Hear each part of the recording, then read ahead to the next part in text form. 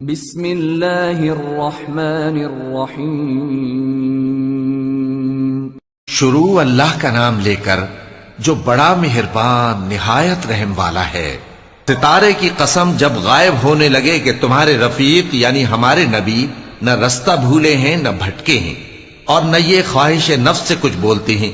یہ قرآن تو ایک وحی ہے جو ان کی طرف بھیجی جاتی ہے۔ ان کو نہایت قوت والے نے سکھایا یعنی جبرائیل نے جو طاقتور ہیں۔ پھر وہ پوری طرح بیٹھے جبکہ وہ آسمان کے اونچے کنارے پر تھے، پھر وہ قریب ہوئے، پھر مزید نیچے آ گئے تو وہ 2 کمان کے فاصلے پر ہو گئے یا اس سے بھی کم۔ پھر اللہ نے اپنے بندے کی طرف جو حکم بھیجا سو بھیجا۔ جو کچھ انہوں نے دیکھا ان کے دل نے اس کو جھوٹ نہ جانا۔ کیا جو کچھ وہ دیکھتے ہیں تم اس میں ان سے جھگڑتے ہو؟ اور انہوں نے اس کو یعنی جبرائیل کو ایک اور بار بھی اترتے دیکھا ہے سدرۃ المنتہا کے پاس۔ اسی کے پاس ہمیشہ رہنے کی بہشت ہے، جبکہ اس بیری پر چھا رہا تھا جو چھا رہا تھا۔ ان کی آنکھ نہ تو اور طرف مائل ہوئی اور نہ حد سے آگے بڑھی۔ انہوں نے اپنے پروردگار کی قدرت کی بہت ہی بڑی بڑی نشانیاں دیکھی۔ بھلا تم لوگوں نے لات اور عزا کو دیکھا اور تیسری مورتی یعنی منات کو؟ مشرکو، کیا تمہارے لیے تو بیٹے ہوں اور اللہ کے لیے بیٹیاں؟ یہ تو بہت ہی بے انصافی کی تقسیم ہوئی۔ وہ تو صرف نام ہی نام ہے جو تم نے اور تمہارے باپ دادا نے رکھ لیے ہیں، اللہ نے تو ان کی کوئی سند نازل نہیں کی۔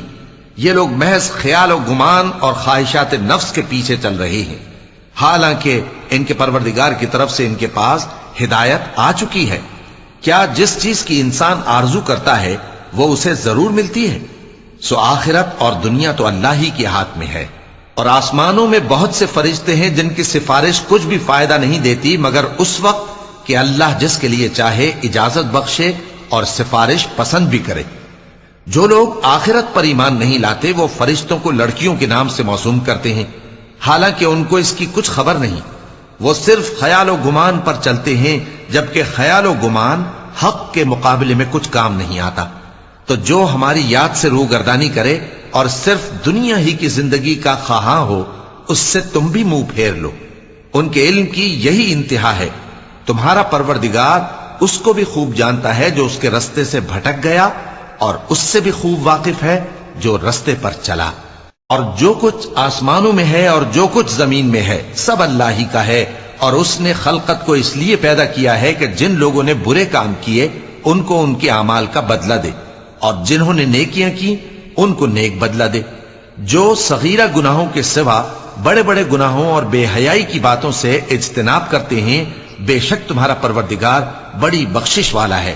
وہ تم کو خوب جانتا ہے۔ جب اس نے تم کو مٹی سے پیدا کیا اور جب تم اپنی ماؤں کے پیٹ میں بچے تھے تو اپنے آپ کو پاک صاف نہ جتاؤ۔ جو پرہیزگار ہے وہ اس سے خوب واقف ہے۔ بھلا تم نے اس شخص کو دیکھا جس نے منہ پھیر لیا اور تھوڑا سا دیا پھر ہاتھ روک لیا؟ کیا اس کے پاس غیب کا علم ہے کہ وہ اسے دیکھ رہا ہے؟ کیا جو باتیں موسیٰ کے صحیفوں میں ہیں ان کی اس کو خبر نہیں پہنچی؟ اور ابراہیم کے صحیفوں کی جنہوں نے حق اطاعت اور رسالت پورا کیا، وہ یہ کہ کوئی شخص دوسرے کے گناہ کا بوجھ نہیں اٹھائے گا، اور یہ کہ انسان کو وہی ملتا ہے جس کے لیے وہ محنت کرتا ہے، اور یہ کہ اس کی محنت کا جائزہ لیا جائے گا، پھر اس کو اس کا پورا پورا بدلہ دیا جائے گا، اور یہ کہ تمہارے پروردگار ہی کے پاس پہنچنا ہے، اور یہ کہ وہی دونوں جوڑے یعنی نر اور مادہ پیدا کرتا ہے یعنی نطفے سے جو رحم میں ڈالا جاتا ہے، اور یہ کہ قیامت کو دوبارہ اٹھانا اسی کا ذمہ ہے، اور یہ کہ وہی دولت مند بناتا اور وہی مفلس کرتا ہے، اور یہ کہ وہی شیرا نامی تارے کا بھی مالک ہے، اور یہ کہ اسی نے عاد اول کو ہلاک کر ڈالا اور سمود کو بھی، غرض کسی کو باقی نہ چھوڑا، اور ان سے پہلے قوم نوح کو بھی۔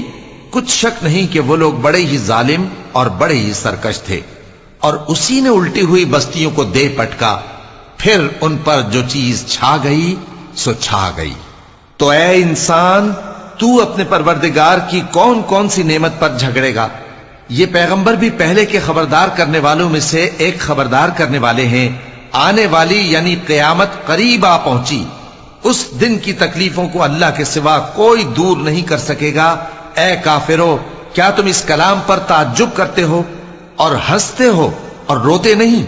اور تم غفلت میں پڑے ہو تو اللہ کے آگے سجدہ کرو اور اسی کی عبادت کرو. چونکہ آیت سجدہ تلاوت کی گئی ہے لہذا سامعین پر سجدہ واجب ہے. صدق اللہ العظیم.